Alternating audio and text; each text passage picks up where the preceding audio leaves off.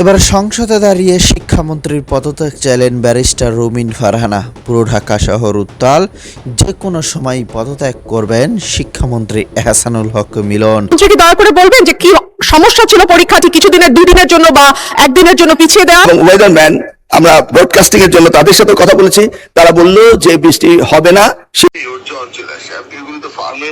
জি sir, আমি এইভাবে মিটিংয়ে বলতেছিলাম যে এত ফার্মের মুরগি, এগুলি তো মাথায় বৃষ্টি পড়লেই জ্বর আসে, আমার মেয়ে তাই হয়।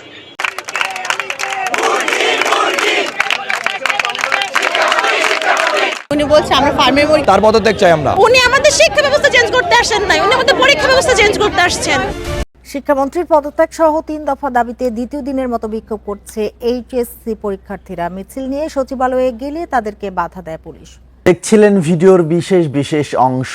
জাতীয় সংসদ অধিবেশনে ব্যারিস্টার রুমিন ফারহানা তিনি একের পর এক বক্তব্যগুলো দিচ্ছিলেন, আপনাদের সেই ভিডিওগুলো দেখাবো। এবার শিক্ষামন্ত্রীর পদত্যাগ নিয়ে সারা দেশে কিন্তু তোলপাড়, যেই তোলপাড় এবার সংসদেও ব্যারিস্টার রুমিন ফারহানা তিনি কিন্তু বহাল রেখেছেন। শিক্ষামন্ত্রী মিলনের পদত্যাগ করতে হবে। এই যে মিলনের পদত্যাগ, এইটার পেছনে মূল রহস্য কি সেইটা নিয়ে এবার চাঞ্চল্যকর একটা নতুন ঘটনা বেরিয়ে আসছে, যেইটা শোনার পর আপনাদের চোখ কপালে উঠে যাবে। প্রিয় দর্শক, এতদিন ভরা যারা দেখছিলেন যে শিক্ষামন্ত্রী এহসানুল হক মিলন তিনি কি এমন বললেন যাতে করে এই শিক্ষা প্রতিষ্ঠানের যত শিক্ষার্থী রয়েছে সকলেই ক্ষেপে গেছেন, রেগে গেছেন, সেই সাথে সংসদও তোলপাড় হলো। আসলে বিষয়টা কি, চলে আমরা একটু বিস্তারিত ভিডিও স্ক্রিনে দেখবো, এরপরেই আসলে এই বিষয় নিয়ে আরো বিস্তারিত আলোচনা করব। মাননীয় স্পিকার, আপনার মাধ্যমে মাননীয় মন্ত্রী মহোদয়ের কাছে আমার প্রশ্ন, এইচএসসি পরীক্ষা চলছে এবং গত 3-4 দিন ধরে আবহাওয়ার যে অবস্থা ছিল, বৃষ্টি এবং পুরো শহর, শুধু তো ঢাকা না, ঢাকা, চট্টগ্রাম সহ বড় বড় যে শহরগুলো, সেই শহরগুলো পানির নিচে তলিয়ে গিয়েছিল। আমাদের শিক্ষার্থীরা অনুরোধ করেছিল পরীক্ষাটি একটু পেছানোর জন্য, কিন্তু এই সিদ্ধান্ত নেওয়া হয় নাই এবং যে কারণে আজকে আন্দোলন হচ্ছে, ঢাকায় আন্দোলন হচ্ছে। আমি মাননীয় মন্ত্রীর কাছে প্রশ্ন রাখছি, এইচএসসির মতো একটি অত্যন্ত গুরুত্বপূর্ণ পরীক্ষা যেটার উপর নির্ভর করে আগামীতে একটা ছেলে বা মেয়ের ভবিষ্যৎ কোন দিকে যাবে, সেরকম একটা পরীক্ষা, ফিজিক্সের মতো কি বলবো, one of the most important subjects যেটা সায়েন্সের জন্য, মাননীয় মন্ত্রীকে দয়া করে বলবেন যে কি সমস্যা ছিল পরীক্ষাটি কিছুদিনের, দুদিনের জন্য বা একদিনের জন্য পিছিয়ে দেওয়ার? ধন্যবাদ মাননীয় স্পিকার। ধন্যবাদ মাননীয় সদস্য। মাননীয় শিক্ষামন্ত্রী। মাননীয় স্পিকার, আপনার মাধ্যমে মাননীয় সংসদ সদস্যকে অশেষ ধন্যবাদ। পরীক্ষা আমরা নিয়ে থাকি সারা বাংলাদেশে। এসএসসি পরীক্ষায় প্রায় 2700 সেন্টার রয়েছে এবং 64টি জেলায় এই 2700 সেন্টার একত্রে পরীক্ষা শুরু হয়। ইতিমধ্যে আপনারা শুনেছেন যে চট্টগ্রামে যখন এই ফ্লাড হলো, তখন আমরা একে একে প্রথম রাঙ্গামাটি, বান্দরবন, পরে আমরা খাগড়াছড়ি এবং এরপরে আমরা চট্টগ্রাম পুরা বোর্ডের পরীক্ষা আমরা বন্ধ করে দিয়েছি। আমরা লক্ষ্য করেছিলাম বৃষ্টি হচ্ছিল এবং আমরা মনিটরিং করছিলাম। সেই সাথে মনিটরিং এর সময় আমরা 64টি জেলার এসপি এবং 8টি বিভাগীয় কমিশনার এবং প্রত্যেকটি বোর্ডের চেয়ারম্যান, ইউনো সকলের সাথে আমরা কথা বলেছি এবং ওয়েদারম্যান আমরা ব্রডকাস্টিং এর জন্য তাদের সাথে কথা বলেছি, তারা বলল যে বৃষ্টি হবে না, সেই কথাটি তারা বলেছে। বিকেল 5টা পর্যন্ত আমরা বসে থেকে সিদ্ধান্ত নিলাম যে সকলেই বলল যে ওয়েদার ভালো হবে, সেই জন্য আমরা পরীক্ষা রেখেছি। সকালে ঘুম থেকে উঠেই দেখতে পেলাম কুমিল্লা সরকারি মহিলা কলেজের মাঠ পানিতে ভরে গিয়েছে। সাথে সাথে আমরা মেয়র সাহেবকে, ফায়ার ডিপার্টমেন্টকে, পুলিশকে, ডিসিকে বললাম যে এই পরীক্ষা কেন্দ্রে স্থানান্তরিত করার জন্য। তারা তখন সকলকে নৌকায় করে ওই স্কুলের 5তলা ভবন সেখানে নিয়ে পরীক্ষা তারা নিয়েছে। আমরা সেটা দেখেছি তাদের দুর্ভোগ। তাছাড়া বাংলাদেশে, সারা বাংলাদেশে আমরা ডিসিদের সাথে কথা বলেছি এবং ইউনিয়নের সাথে, তারা বলেছে যে কোথাও পরীক্ষা কোনো রকম দুর্যোগ ঘটেনি, একটি শুধু কুমিল্লা মহিলা কলেজে ঘটেছে। এবং সেই সাথে ফিজিক্সের প্রশ্ন 6 এবং 7 এই 2টি প্রশ্ন ভুল হয়েছে। মাননীয় স্পিকার, আমরা দায়িত্ব পেয়েছি মাত্র 4 মাস। কোশ্চেন মডারেটর আগে কোশ্চেন করেছিল। আপনি জানেন যে কোশ্চেন মডারেট করতে হলে এই প্রক্রিয়াটি 2 বছর আগে থেকে শুরু করতে হয়। আমরা এসে কোনো কোশ্চেন তৈরি করতে পারিনি। বিগত গভর্নমেন্টের যে মডারেটর ছিল তারাই কোশ্চেন করেছে। তবুও আমরা তাৎক্ষণিকভাবে ঘোষণা দিয়েছি যে ফিজিক্সের 6 এবং 7 দুইটি কোশ্চেন ভুল হয়েছে, সেটাকে আমরা ফুল ক্রেডিট দিয়ে দেব, সেটা আমরা বলেছি। এবং পরীক্ষা যথাযথ হচ্ছে কিনা সেভাবে সাহায্য সহযোগিতা করার জন্য আমরা সকলকে প্রস্তুত রেখেছিলাম। আজকেও আমরা সারাদিন কথা বলেছি এবং প্রত্যেকটি আমাদের সাথে যারা স্টেক হোল্ডার রয়েছেন তারা বলেছে পরীক্ষা সুন্দর হয়েছে, সুস্থ হয়েছে। একটি জায়গায় শুধু কুমিল্লা সরকারি মহাবিদ্যালয় এই ঘটনাটি ঘটেছে এবং সেখানে পরীক্ষা সুন্দর হয়েছে। আমরা নির্দেশ দিয়েছি যে পরীক্ষা বিলম্বতে শুরু করার জন্য, এবং যে মেয়েটি কাপড় ভিজে গিয়েছিল বাড়ি থেকে কাপড় আনা হয়েছে, 1 ঘন্টা পরে পরীক্ষা নেওয়া হয়েছে এবং পরীক্ষার সময়সীমা বাড়িয়ে দেওয়া হয়েছে। আমি মাননীয় স্পিকার আপনার মাধ্যমে জাতিকে জ্ঞাতার্থ করতে চাই যে পরীক্ষা পদ্ধতিতে আমাদের যে সিস্টেম রয়েছে সেখানে লোকাল যে গভর্নমেন্ট রয়েছেন, ডিসি হতে, ইউনো হতে, পুলিশ হতে, তারা তাৎক্ষণিকভাবে ব্যবস্থা নেবেন যে পরীক্ষা এখানে নেওয়া যাবে কি যাবে না। যদি তারা মনে করেন দুর্যোগ, তারা পরীক্ষা বন্ধও করতে পারেন। আমরা বারবার কথা বলেছেন না স্যার, আমরা ঠিক মতোই নিচ্ছি। এবং আপনারা দেখতে পেয়েছেন যে বৃষ্টির পানি কোথায় কোথায় ছিল সেগুলো আমরা সকলেই লক্ষ্য করেছি। কোমলমতি সন্তানদের জন্য আমাদের মায়া রয়েছে মাননীয় স্পিকার, সেই জন্য আমরা সবসময় মনিটরিং করি। ধন্যবাদ। ওর জ্বর চলে আসে, আপনি এগুলো তো ফার্মের মুরগি। জি স্যার। আমি এইভাবে মিটিং এ বলতেছিলাম যে এত ফার্মের মুরগি, এগুলি তো মাথায় বৃষ্টি পড়লেই জ্বর আসে, আমার মেয়ে তাই হয়। তাই বলে দৌড়লাম, ঝাঁপ দিয়ে পরীক্ষা দিতে যাবে, বৃষ্টির মধ্যে মাথায় পানি পড়বে, পরের দিন 3টা পরীক্ষা দিতে পারবে না। তারপরে আবার ওয়েদার ব্রডকাস্টিং সেন্টারের দিদিকে কল করলো, তারা মেট্রোলজিস্টরা বললো যে কালকে বৃষ্টি হবে না, আজকে রাতেই শেষ।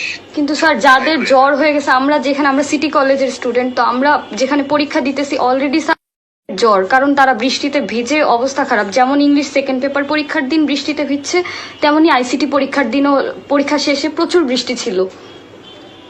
তুমি দেখো আমার মেয়ে আছে, আমি তাই এটা সকলকে বুঝিয়ে বলছি। সবাই বলে যে পরীক্ষাটা দিয়ে নেন, দে আর প্রিপেয়ার্ড। স্যার আমরা অবশ্যই প্রিপেয়ার্ড স্যার। তার উপর আরেকটা জিনিস, 5টা পর্যন্ত মিটিং করেছি, কেউ রাজি হয় না। আমি 1% অল আদার্স। তুমি পরীক্ষা দিয়ে ফেলো, কোনো চিন্তা করো না, ওকে? ঠিক আছে স্যার। স্যার আরেকটা কথা স্যার, আমাদের রুটিন দেখেন sir, higher math second paper sir আপনি তো অবশ্যই জানেন আমাদের সিলেবাস সম্পর্কে, কনিকের মতো মানে এত ডিফিকাল্ট চ্যাপ্টার গুলা স্যার, একদিন মাত্র ছুটি, সেটা কি হয় স্যার? মানে একদিনে কি এতগুলো চ্যাপ্টার রিভাইজ করা পসিবল আমাদের? ফিজিক্স সেকেন্ড পেপারের মতো এতগুলো চ্যাপ্টার, 11টা চ্যাপ্টার স্যার। তোমাকে আমি বলি, আমি তোমাদের স্টেক হোল্ডারদের সাথে কথা বলে রুটিন দিয়ে আমি কয়েকবার প্রেস কনফারেন্সে বলেছি যদি এই রুটিন অ্যাকসেপ্টেবল না হয় আমি চেঞ্জ করব, কিন্তু কেউ রেসিপ্রোকাল রেসপন্স করেনি। কিন্তু স্যার স্টুডেন্টরা বুঝতেছে যে তাদের উপর দিয়ে কি situation, physics second paper, biology second paper, আর হচ্ছে হায়ার ম্যাথ সেকেন্ড পেপার, মানে একদিন করে স্যার অফ, এটা কি মানা যায়? এত বড় বড় চ্যাপ্টার স্যার, আমাদের উপরও তো একটা প্রেশার হয়ে যায় এটা। এই জন্যই আগে রুটিন থাকতো এভরিডে পরীক্ষা, সকাল বিকাল পরীক্ষা যেভাবে আমরা দিয়েছি। জি স্যার। তারপর আমি বললাম যে একদিন গ্যাপ দিয়ে পরীক্ষা দেওয়া হোক, একদিন গ্যাপ দিয়ে পরীক্ষা দেওয়া হচ্ছে। This the best you could do.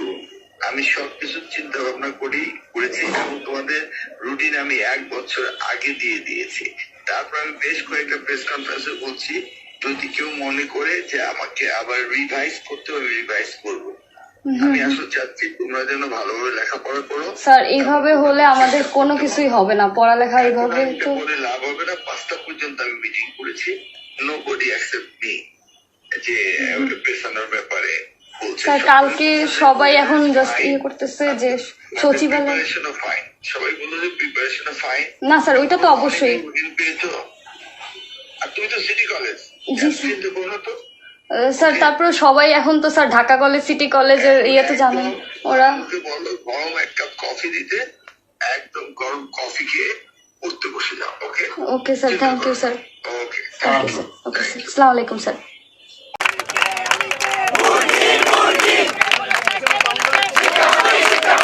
উনি বলছে আমরা ফার্মের মুরগি, তার পদত্যাগ চাই আমরা। উনি আমাদের শিক্ষা ব্যবস্থা চেঞ্জ করতে আসেন নাই, উনি আমাদের পরীক্ষা ব্যবস্থা চেঞ্জ করতে আসছেন।